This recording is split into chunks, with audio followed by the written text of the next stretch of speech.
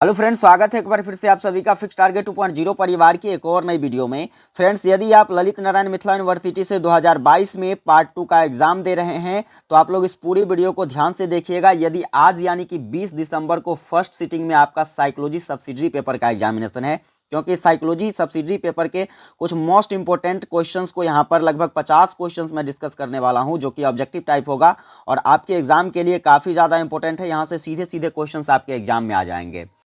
और यदि आपको इसकी पीडीएफ चाहिए तो पीडीएफ का लिंक मैं डिस्क्रिप्शन में दे दूंगा, आप वहां से डाउनलोड कर सकते हैं। लेकिन पीडीएफ में दोस्तों पासवर्ड लगा है, और पासवर्ड जो है ये कहाँ मिलेगा आपको, तो इस वीडियो में 4 जगह आपको पासवर्ड लिखा हुआ मिलेगा। जहां से आप पासवर्ड लेकर के उस चारों डिजिट को जब टाइप करिएगा तो आपका पीडीएफ ओपन हो जाएगा। चलिए वीडियो में आगे बढ़ेंगे। इससे पहले चैनल पर नए हैं तो चैनल को सब्सक्राइब कर लीजिए, वीडियो को लाइक करके, और अपने दोस्तों के बीच इस वीडियो को ज़्यादा से ज़्यादा जरूर अंत में शेयर कीजिएगा। आइए देखते हैं सबसे पहला क्वेश्चन हमें क्या करना है। तो क्वेश्चन से किस व्यक्ति ने सम्मोहन का अनुसंधान किया। तो ध्यान रखिएगा, ये जो थे दोस्तों फ्रेंज ए मेस्मर, जिसके द्वारा क्या किया गया, सम्मोहन का अनुसंधान किया गया। चलिए आगे बढ़ते हैं। अगला क्वेश्चन क्या है, तो क्वेश्चन है यौन प्रधान अवस्थान में बच्चे चिंता से बचने के लिए किस प्रतिरक्षा मनोरचना का उपयोग करते हैं। तो ध्यान रखिएगा, इसका सही आंसर हो जाएगा ऑप्शन नंबर बी, प्रक्षेपण का उपयोग करते हैं। चलिए आगे देखिए, अगला क्वेश्चन आपको क्या कर लेने हैं। तो अगला क्वेश्चन है निम्नलिखित में से कौन प्रतिरक्षा मनोरचना है।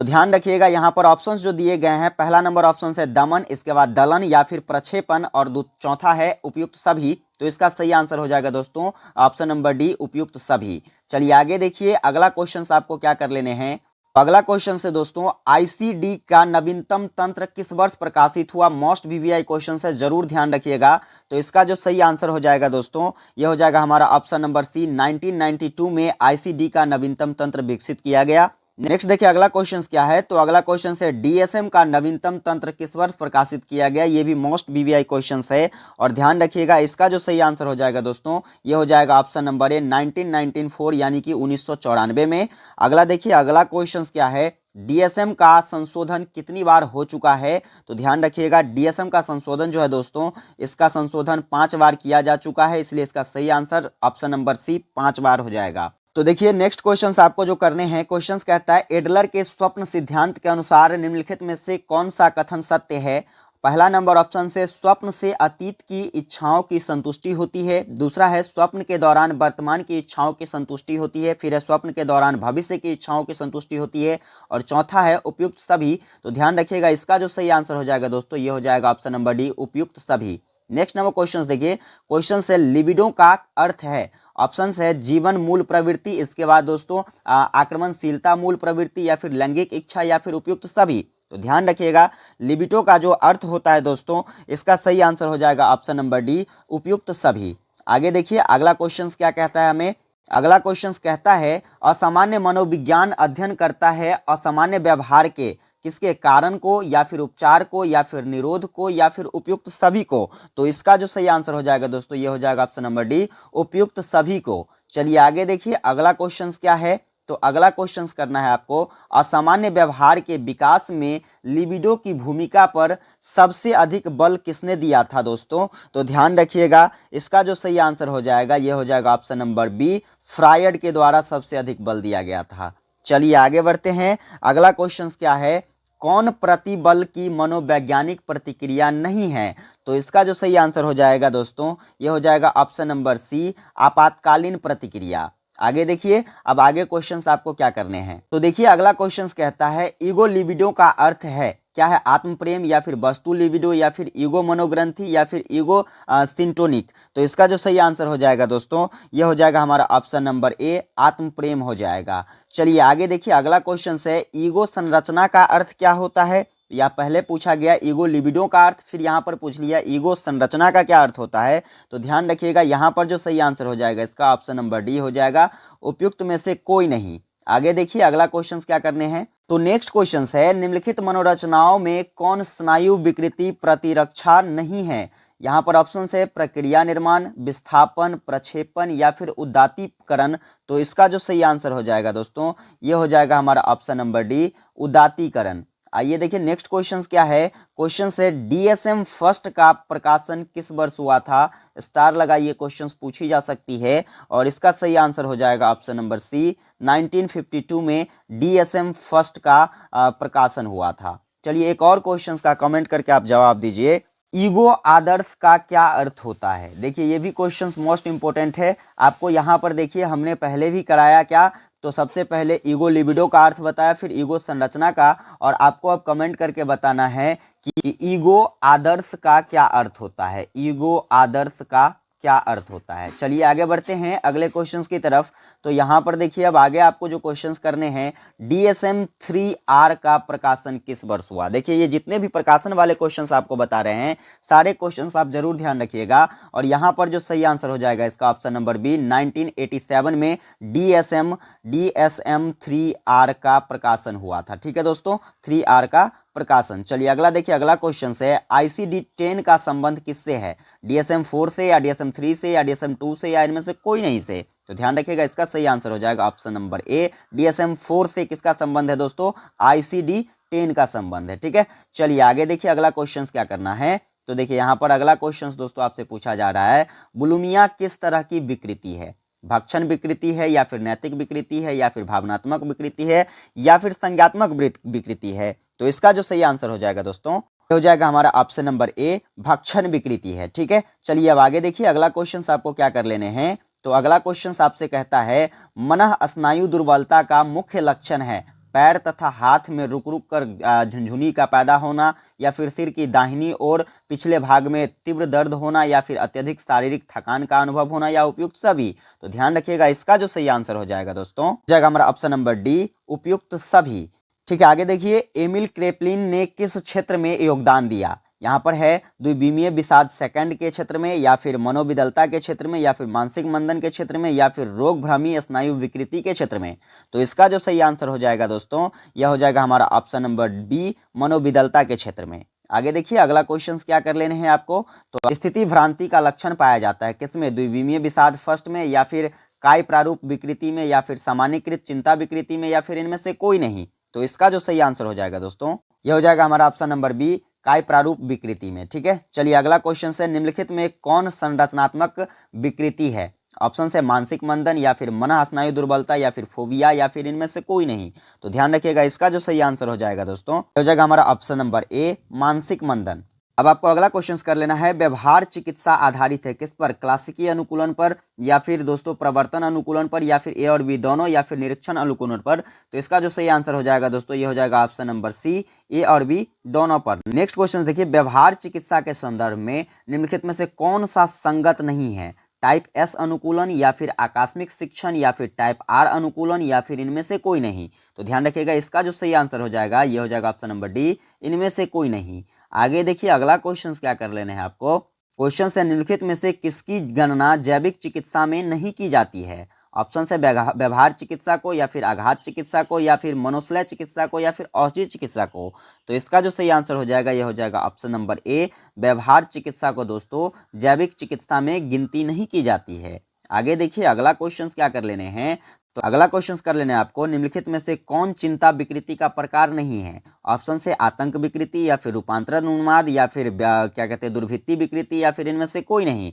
तो ध्यान रखिएगा इसका जो सही आंसर हो जाएगा ये हो जाएगा ऑप्शन नंबर बी, रूपांतरण उन्माद।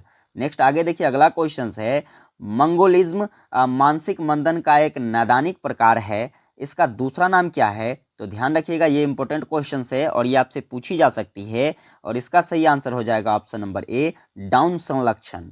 चलिए नेक्स्ट देखिए आगे क्वेश्चंस क्या कर लेने हैं आपको। हाइपोटोनिया ओबेसिटी संलक्षण का दूसरा नाम क्या है। यहाँ पर 4 ऑप्शंस दिए गए हैं और इसमें से सही आंसर जो हो जाएगा दोस्तों ये हो जाएगा ऑप्शन नंबर बी, फ्रेडर बिल्ली संलक्षण। ठीक है, चलिए आगे देखिए अगला क्वेश्चन क्या कर लेने दोस्तों, कुस्वप्न विकृति किसे कहा जाता है। तो यहाँ पर इसका जो सही आंसर हो जाएगा ये हो जाएगा ऑप्शन नंबर ए, स्वप्न चिंता विकृति को कुस्वप्न विकृति कहा जाता है। चलिए नेक्स्ट बढ़ते हैं, अगला क्वेश्चन आपको क्या कर लेने हैं। तो अगला क्वेश्चन है, फ्रायड के स्वप्न सिद्धांत का नाम क्या है। तो ध्यान रखिएगा इसका जो सही आंसर हो जाएगा ये हो जाएगा ऑप्शन नंबर ए, स्वप्न की इच्छा पूर्ति सिद्धांत को हम लोग क्या कहते हैं, फ्रायड का स्वप्न सिद्धांत कहते हैं। नेक्स्ट देखिए निम्नलिखित में से कौन स्वप्न रचना नहीं है। पहला है विस्थापन, संक्षेपण या फिर नाटकीयकरण या फिर उदात्तीकरण। तो इसका जो सही आंसर हो जाएगा ये हो जाएगा ऑप्शन नंबर सी, नाटकीयकरण। ठीक है, नेक्स्ट देखिए अब आगे क्या कहता है क्वेश्चन।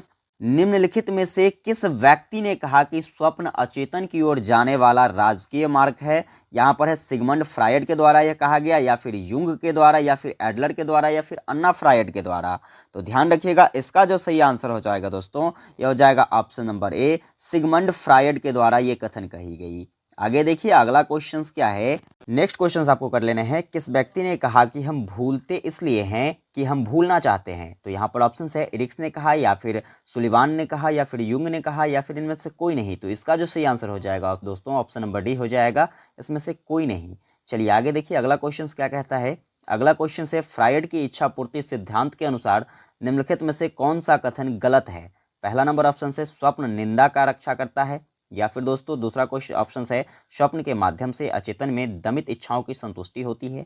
नेक्स्ट है स्वप्न भविष्य अभिमुखी होता है, या फिर स्वप्न का वास्तविक रूप अव्यक्त घटक कहलाता है। तो यहाँ पर ध्यान रखिएगा इसका जो सही आंसर हो जाएगा ये हो जाएगा ऑप्शन नंबर सी, स्वप्न भविष्य अभिमुखी होता है। चलिए आगे बढ़ते हैं, अगला क्वेश्चन क्या कहता है।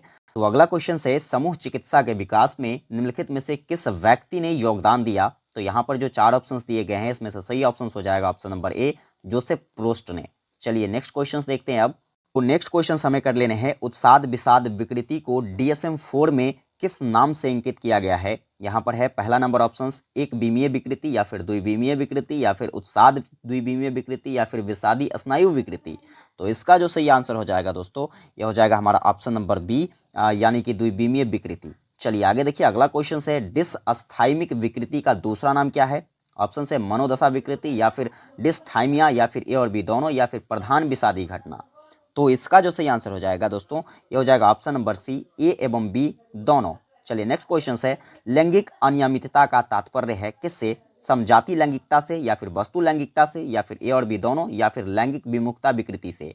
तो इसका जो सही आंसर हो जाएगा दोस्तों यह हो जाएगा हमारा ऑप्शन नंबर सी, ए एवं बी दोनों। चलिए आगे बढ़ते हैं अब अगले क्वेश्चन की तरफ। तो अगला क्वेश्चन क्या कहता है, मनोलैंगिक दुष्क्रिया को कहा जाता है?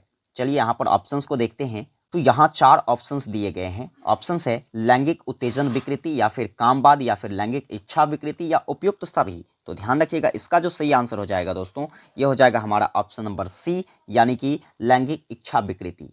अब नेक्स्ट नंबर क्वेश्चन देखिए, किस व्यक्तित्व विकृति वाले व्यक्तियों का पराहम अविकसित होता है? तो इसका जो सही आंसर हो जाएगा दोस्तों ये हो जाएगा ऑप्शन नंबर बी, समाज विरोधी व्यक्तित्व विकृति वाले का। नेक्स्ट देखिए अब आगे बढ़ते हैं। अगला क्वेश्चन है स्थिर व्योमोही व्यक्तित्व विकृति वाले व्यक्तियों की मूल पहचान क्या है? आत्ममहत्व, या फिर अति संवेदनशीलता, या फिर एकांत प्रियता, या फिर आत्मविश्वास की कमी। तो ध्यान रखिएगा इसका जो सही आंसर हो जाएगा दोस्तों ये हो जाएगा ऑप्शन नंबर ए, आत्ममहत्व। चलते हैं अब आगे क्वेश्चन की तरफ। सिजोआयड व्यक्तित्व विकृति के संदर्भ में निम्नलिखित कथनों में से कौन सा कथन सही है? तो इसका जो सही आंसर हो जाएगा यह हो जाएगा ऑप्शन नंबर सी, सिजोआयड व्यक्ति में वास्तविकता बोध की कमी देखी जाती है। चलते हैं अब आगे क्वेश्चंस की तरफ। तो अब अगला क्वेश्चन देखिए, निम्नलिखित में से कौन स्वरति का उदाहरण है? स्वरति देखिए ये मोस्ट इंपोर्टेंट क्वेश्चन है, ध्यान रखिएगा, और इसका सही आंसर हो जाएगा दोस्तों ऑप्शन नंबर ए, हस्त मैथुन। अब देखिए अब आगे बढ़ते हैं अगले क्वेश्चन की तरफ। तो यहाँ पर देखिए क्वेश्चन से संघटक नहीं है। ऑप्शन से शारीरिक रोगों से मुक्त होना, या फिर अपने संवेगों पर नियंत्रण होना, या फिर अपनी योग्यताओं एवं सीमाओं से अवगत होना, या फिर अपनी योग्यताओं से सदुपयोग करना। तो यहाँ पर जो इसका सही आंसर हो जाएगा दोस्तों ये हो जाएगा ऑप्शन नंबर ए, शारीरिक रोगों से मुक्त होना यह एक संघटक नहीं है। चलिए नेक्स्ट देखिए, निम्नलिखित प्रतिमानों में से कौन मानसिक स्वास्थ्य का प्रतिमान नहीं है? तो इसका जो सही आंसर हो जाएगा दोस्तों ये हो जाएगा हमारा ऑप्शन नंबर ए, व्यक्तित्व प्रतिमान। चलिए अब आखिरी क्वेश्चन देखिए आज की क्लास की। तो संवेगात्मक सूझ चिकित्सा का उदाहरण क्या है? आघात चिकित्सा, या फिर संज्ञात्मक व्यवहार चिकित्सा, या फिर मनोविश्लेषणात्मक चिकित्सा, या विश्लेषणात्मक चिकित्सा। तो इसका जो सही आंसर हो जाएगा दोस्तों ये हो जाएगा ऑप्शन नंबर सी, मनोविश्लेषणात्मक चिकित्सा। तो कंप्लीटली 50 ऑब्जेक्टिव क्वेश्चंस मैंने आप लोगों के बीच डिस्कस किया। इस वीडियो को कम से कम 2 से 3 बार आप जरूर देखिए, ताकि आपको सारे ऑप्शंस पर पकड़ बन सके। अब जब ऑप्शंस पर पकड़ बन जाएगा तो जैसे ही आपके सामने क्वेश्चंस आएगा आप 100% सही ऑप्शंस को टिक करके आएंगे। उम्मीद करता हूँ ये वीडियो आपको काफ़ी ज़्यादा हेल्पफुल लगी होगी। अगर वीडियो हेल्पफुल लगी होगी तो चैनल पर नए हैं तो चैनल को सब्सक्राइब कर लीजिए, वीडियो को लाइक कर दीजिए, और साथ में अपने सभी फ्रेंड्स के पास जरूर शेयर कर दीजिए जिसका आज साइकोलॉजी सब्सिडरी का एग्जाम है। तो मिलते हैं आप लोगों से अगली वीडियो में, तब तक के लिए जय हिंद।